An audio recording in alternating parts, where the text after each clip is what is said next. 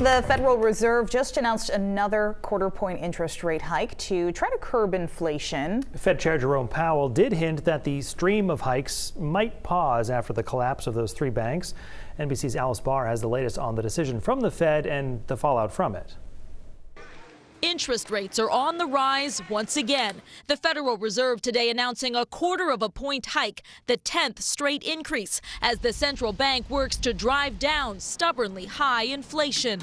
My colleagues and I understand the hardship that high inflation is causing, and we remain strongly committed to bringing inflation back down to our 2% goal.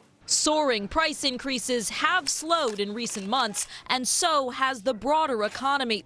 A strong jobs market showing signs of softening, while higher interest rates are compounding instability in the banking sector, including 3 recent bank collapses. Perhaps the banks will lend less as rates rise. So that, of course, dampens their business. Americans already wrestling with sky-high prices are feeling the crunch of climbing credit card and mortgage rates, driven up by each successive interest rate hike. Are you hopeful that this is the last rate hike we're going to see for a little while? I really am. I mean, it's really hurting people in the pocket. D.C. area realtor Tiani Craig says many buyers have adjusted to paying higher rates, but low inventory is keeping home prices high, too. We still have plenty of buyers. They just can't get into anything because the sellers don't want to sell out of their 3% interest rates. The Federal Reserve chairman today hinting that rate hikes could pause, while noting that will depend on where the data goes from here.